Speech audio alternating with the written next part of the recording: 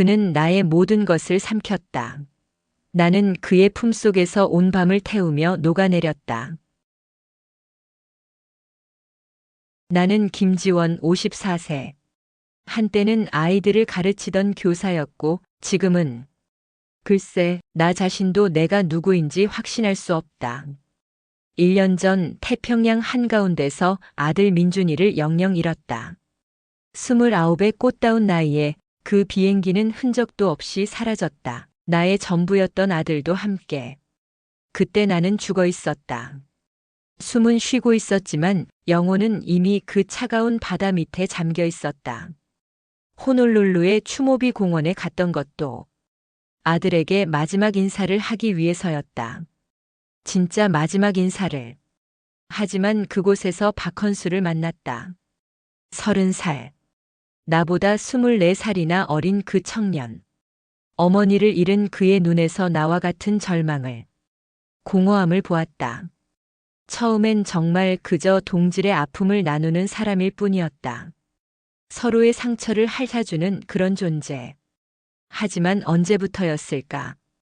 그를 바라보는 내 시선이 달라지기 시작한 것이 아들을 잃은 어머니로서가 아니라 한 명의 여자로서 그를 의식하게 된 것이 미친 일이었다. 정말 미친 일이었다. 나는 그를 아들처럼 보려 했다. 아들과 비슷한 나이였으니까. 그럼 안전할 것 같았다. 내 마음도 내 양심도. 하지만 그건 거짓말이었다. 스스로에게 하는 가장 잔혹한 거짓말. 그의 어깨를, 그의 목소리를, 그의 웃음을 여자로서 원하고 있었다. 54살의 초라한 몸뚱이를 가진 여자가 어떻게 그럴 수 있었을까? 아들을 잃은 지 고작 1년도 안 되어서 하와이에서의 그 며칠은 꿈 같았다. 아니, 꿈이기를 바랐다. 현실이라면 너무 잔혹했으니까. 우리는 함께 걸었고, 함께 웃었고, 함께 울었다. 그리고 나는 조금씩 그에게 빠져들고 있었다. 돌아올 때 아무 약속도 하지 않았다. 아니, 할 수 없었다. 이 감정이 무엇인지, 이것이 옳은 일인지 확신할 수 없었으니까. 그런데 그가 찾아왔다. 내가 그를 그리워하고 있을 때, 내가 미쳐가고 있을 때. 그리고 나는 그의 제안을 거절할 수 없었다. 여행을 떠나자는, 함께 있자는. 마치 목마른 사람이 물을 보듯 나는 그에게 달려갔다. 여수에서 그의 전시회에서 나는 그의 세계를 보았다. 상실을 아름다움으로 승화시킬 줄 아는 젊은 예술가를. 그리고 그날 밤 그의 방에서 나는 김지원이 아니었다. 아들을 잃은 어머니도 교사였던 여자도 아니었다. 그냥 여자였다. 한 남자를 원하는, 미친 듯이 원하는 여자였다. 배덕이었다. 모든 것이 잘못되었다. 나이도 상황도 시간도. 하지만 멈출 수 없었다. 이미 폭풍 속에 있었고 뒤돌아 나갈 힘도 의지도 없었다. 여수에서의 아침. 나는 창가에 서서 바다를 바라보며 생각했다. 이게 끝일까? 이렇게 끝나는 게 맞을까? 하지만 끝이 아니었다. 서울로 돌아온 후 우리의 진짜 이야기가 시작되었다. 더 뜨겁고 더 위험하고 더 절망적인 사랑이. 이제 그 미친 이야기를 들려주려 한다. 어떻게 두 명의 상처받은 영혼이 서로를 파멸시키면서도 구원했는지를. 어떻게 사랑이라는 이름으로 모든 선을 넘어섰는지를. 준비됐나요? 이제부터는 정말 미친 이야기입니다.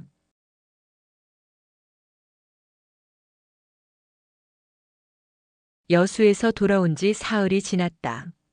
나는 다시 예전의 일상으로 돌아가려 애썼다. 아침에 일어나 차를 마시고 책을 읽고 민준이 사진을 바라보며 그리워하는 그런 일상. 하지만 불가능했다. 모든 것이 헌수로 물들어 있었다. 커피 향에서도 그가 마셨던 아메리카노가 떠올랐고 창밖 햇빛에서도 여수 바다의 석양이 겹쳐 보였다. 그의 손길이 아직도 내 몸에 남아 있었다. 그의 목소리가, 그의 체온이, 그의 숨소리가. 전화벨이 울릴 때마다 심장이 미친 듯 뛰었다. 그일 거라는 기대와 그이면 안 된다는 두려움이 동시에 엄습했다. 어머님, 그의 목소리였다. 나는 목소리를 차분하게 가다듬으려 했지만 이미 떨리고 있었다. 그도 그것을 알았을 것이다. 네, 헌수 씨. 그는 어떻게 지내느냐고 물었고 나는 평소처럼이라고 답했다. 평소처럼이라니. 평소가 뭐였지? 그를 만나기 전에 삶이 있기나 했나? 저는 어머님이 너무 그리워요. 그리워한다고 했다. 나도 미치도록 그리워하고 있는데. 나는 시간을 두자고 했다. 생각할 시간을.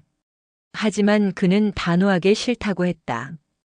생각하면 할수록 나를 놓치게 될 것 같다고. 놓친다고. 이미 내 마음은 내 것인데 무얼 더 놓친다는 거야? 전화를 끊고 나서 나는 알았다.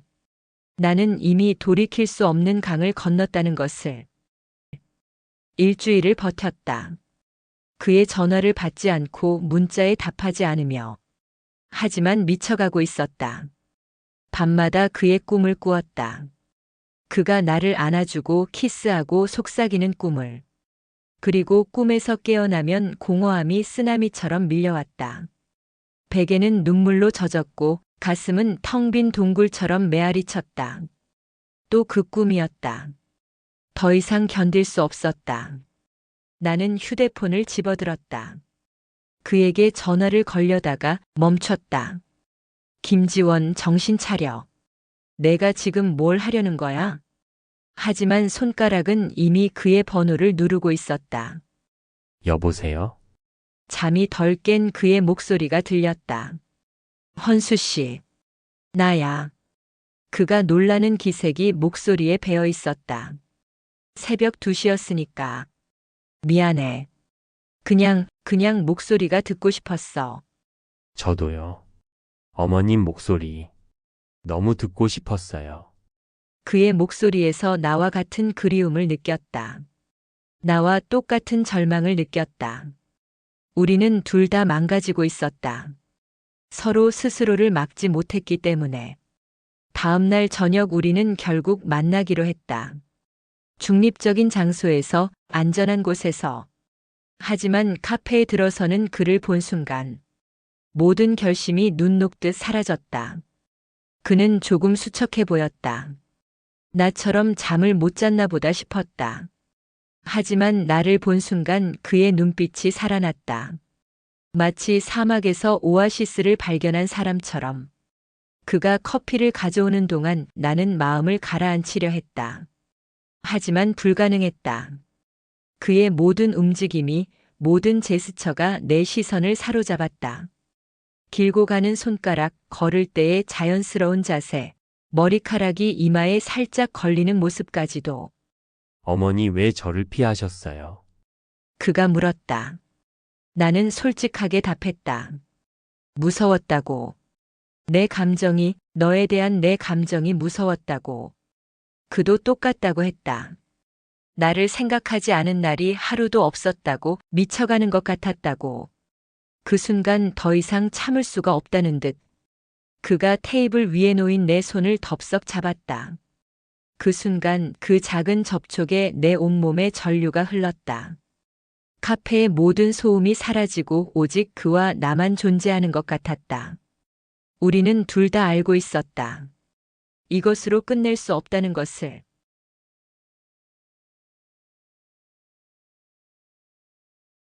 그가 나를 집까지 바래다 주었다. 아파트 입구에서 우리는 멈춰 섰다. 들어가세요, 어머님. 그래야겠지. 그래야겠지만. 하지만 나는 움직일 수 없었다. 그를 이대로 보내면 안 될 것 같았다. 아니, 이대로 보낼 수 없었다. 헌수 씨, 위로 올라갈래? 그는 놀란 듯 했다. 정말 괜찮느냐고 물었다. 괜찮을 리 없었다. 하지만 이대로 보낼 수도 없었다.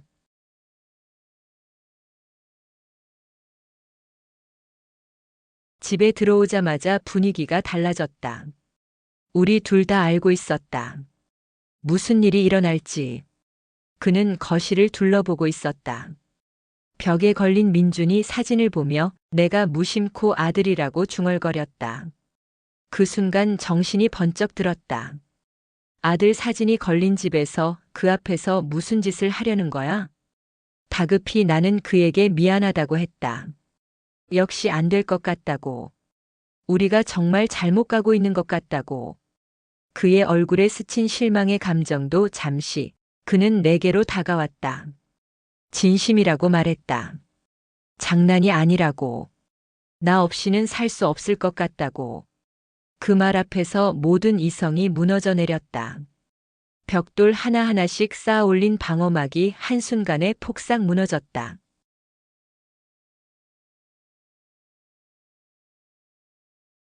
이번에는 더 절실했다. 일주일의 그리움이 화산처럼 폭발했다. 그는 내 이름을 불렀다. 어머님이 아니라 지원 씨라고. 그래, 그렇게 불러. 내 이름을 불러. 지원이라고 불러. 나는 그에게 지원이라고 부르라고 했다. 그가 끝없이 내 몸속으로 들어오며 내게 사랑한다고 절규하듯 속삭였다. 지원아. 사랑해. 지원아. 사랑해. 사랑이라는 말 앞에서 나는 완전히 녹아내렸다. 아들 같은 그가 이름을 부르며 마치 제 것인 양 사랑한다고 할 때마다 알 수 없는 배덕적인 극치의 쾌감이 온몸을 타고 흘렀다. 어리디 어린 남자에게 복종할 수밖에 없는 여자가 되어 기쁨의 눈물을 흘렸다. 54년 동안 이렇게 간절히 사랑받고 싶었던 적이 있었나? 우리는 미친 듯이 서로를 탐했다. 모든 것을 잊고 모든 걸 태우며 그의 젊은 몸이 내 늙어가는 몸을 감쌌다. 나이 따위는 중요하지 않았다. 시간도 상황도 모든 것이 사라졌다. 하늘 끝까지 타오르며 나는 폭발하고 또 폭발했다. 그와 나의 처절한 사랑의 몸부림이 폭풍처럼 모든 것을 쓸어버리고 지나간 후 그의 팔베개를 베고 누워있으니 이상하게도 평화로웠다.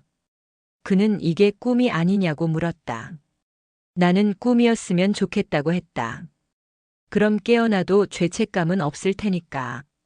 그가 죄책감을 느끼냐고 물었다. 나는 말했다. 모든 게 잘못됐으니까. 나이도 상황도. 하지만 그는 나를 다정히 안으며 자신에게는 상관없다고 했다. 나는 속으로 되뇌었다. 너는 아직 젊어서 그래. 세상이 어떻게 돌아가는지 몰라. 그가 후회하냐고 물었다. 나는 긴 고민 끝에 대답했다. 후회는 안 한다고. 다만 두렵다고. 이 모든 게 언젠가 아프게 끝날 거라는 게.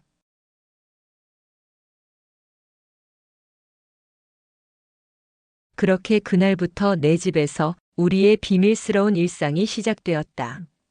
지난 일주일 헌수는 거의 매일 찾아왔다. 그는 내가 무엇을 만들어주든 맛있다고 했다. 된장찌개, 김치찌개, 심지어 라면까지도. 마치 어린아이처럼 순수하게 기뻐했다. 이런 일상이 행복하기도 하고 이상하기도 했다. 연인 같기도 하고 모자 같기도 하고. 때로는 그가 내 아들 같다는 생각이 들어 가슴이 아팠다. 하지만 내 표정이 그럴라치면 그는 영락없이 그 순간 매번 나를 여자로 만들어버렸고, 여자라면 헤어나올 수 없는 기쁨의 연락 속으로 나를 자꾸자꾸 끌어들였다. 그는 요즘 영감이 잘 안 온다고 했다. 나 때문에 사진에 집중할 수 없다고. 나는 걱정스러웠다. 나는 그의 일이 우선이라고 말했지만 그는 나보다 중요한 건 없다고 했다. 그런 말을 들으면 기쁘면서도 한편으론 마음이 무거웠다. 젊은 남자가 미래를 포기하고 나에게만 매달리는 것 같아서. 어느 날 저녁 그는 다음 달에 개인전을 한다는 소식을 전했다. 나도 함께 가달라고 했다. 사람들이 뭐라고 할까봐 망설이는 나에게 그는 말했다. 나는 그의 소중한 사람이라고. 소중한 사람이라. 정말 나를 그렇게 생각하는 걸까? 젊은 남자의 눈먼 사랑이 아니길, 부디 일시적인 치기가 아니길 마음속으로 빌었다. 그날 헌수가 늦게 왔다. 얼굴이 어두웠다. 왠지 힘이 없는 모습이었다. 뭔가 있었다. 그의 어깨가 축 처져 있었고 평소에 밝은 미소도 없었다. 무슨 일이냐고 물었더니 아니라고 했지만 내 집요한 추궁에 결국 말했다. 오늘 친구들을 만났고 망설이다 내 이야기를 했다고 했다. 난 가슴이 나도 모르게 철렁 내려앉았다. 친구들은 나이 차이가 너무 많다고 현실적으로 여러모로 어렵다고 했다는 것이다. 역시 현실은 그런 거야. 24살 차이를 어떻게 극복해? 30살의 미래 있는 남자와 54살에 늙어가는 여자. 나는 친구들 말이 틀린 건 아니라고 했다. 현실을 인정해야 하는 거라고. 하지만 그는 현실이 뭐가 중요하냐며 격정적으로 반박했다. 자신은 나를 사랑한다고. 사랑만으로 되는 게 아니야. 라고 나는 중얼거렸다. 하지만 내 마음 한편으로는 그의 순수함이 고마웠다. 현실 따위 개의치 않고 사랑한다고 말하는 그 용기가.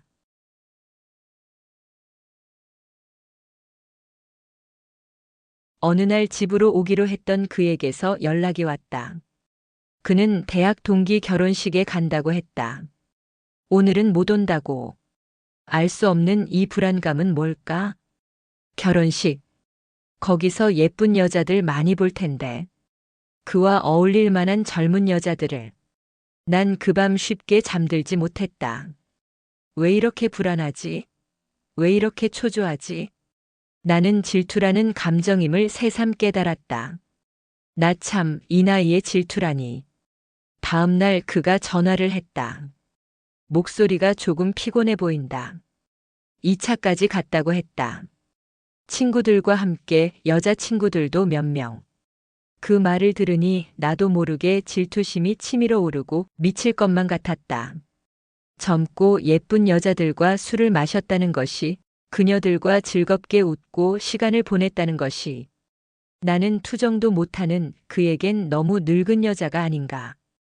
그는 내 목소리가 이상하다고 했다. 작고 은근한 소리로 혹시 질투하느냐고 했다. 나는 나도 모르게 높아진 톤으로 그래, 질투해. 미칠 것 같아 라고 말했다. 그 말에 그는 놀랐다. 그러면서 한껏 낮춘 저자세의 목소리로 자신은 나밖에 없다고, 다른 여자는 눈에 들어오지도 않는다고 했다. 지금은 그럴지도. 하지만 언젠가는 이라며. 말끝을 흐리는 내 중얼거림에 그는 그런 언젠가는 없다고, 절대 없다고 다급하게 말했다. 전화를 끊고 생각하자. 나는 내 추한 질투심이 부끄러웠다. 하지만 어쩔 수 없었다. 이미 그는 내 전부가 되어버렸으니까. 다음 날 저녁 그가 찾아왔다. 그는 어젯밤 내가 질투한다고 하니까 마음이 아팠다고 했다. 하지만 동시에 고맙다고도 했다. 의외였다. 고맙다고? 왜? 내가 질투한다는 건 내가 자신을 진짜로 생각해준다는 증거라고 했다. 마음이 아프면서도 따뜻해졌다. 이 순진한 남자는 내 못난 질투까지 고맙다고 하네. 나는 그에게 말했다. 너 때문에 이상해져 가고 있다고. 질투도 하고 욕심도 내고 예전에 나 같지 않다고. 그가 지극히 다정한 표정으로 그런 내가 자기는 좋다고 했다. 그 자신도 나 때문에 완전히 달라졌다고. 사랑을 알았다고. 진짜 사랑이 뭔지. 내 눈에서 나도 모르게 눈물이 흘러내렸다. 너무 무서워. 이렇게 사랑하다 너를 잃으면. 네가 내가 싫어지면 어떻게 해? 라고 떨리는 목소리로 말했다. 그는 단호하게 말했다. 그런 일은 절대 일어나지 않을 거라고. 절대 어머니를 놓지 않을 거라고. 나는 그의 품에 안기며 멈추지 않는 눈물을 흘렸다. 그의 장담에도 나는 느끼고 알고 있었다. 모든 것은 유한하다는 것을. 이 사랑도 이 행복도 영원할 수 없다는 것을. 그럼에도 불구하고 나는 이 순간만큼은 영원하기를 바랐다. 그렇게 우리는 더 깊은 사랑의 늪으로 빠져들었다. 나는 헌수 때문에 질투도 다시 배우고 소유욕도 다시 배우고 여자의 모든 감정을 54세에 모두 다시 배웠다. 마치 사춘기 소녀처럼 순수하고 격정적으로. 헌수는 나에게 어머님이라고 부르면서도 늘 연인으로 대했다. 그 모순된 호칭 속에서 우리의 비틀어진 사랑이 더욱 절절해졌다. 그는 나를 존경하면서도 욕망했고 나는 그를 아끼면서도 탐했다. 우리는 미쳤다. 완전히 미쳤다. 하지만 그 관계 속에서만 서로가 살아있음을 느낄 수 있었다. 하지만 나는 알고 있었다. 이런 사랑이 얼마나 위태로운지, 언제 무너져도 이상하지 않을 모래성 같다는 것을. 아직 우리가 치러야 할 대가가 얼마나 클지도 모른 채로 그렇게 우리는 불꽃 속으로 더 깊이 빠져들어갔다.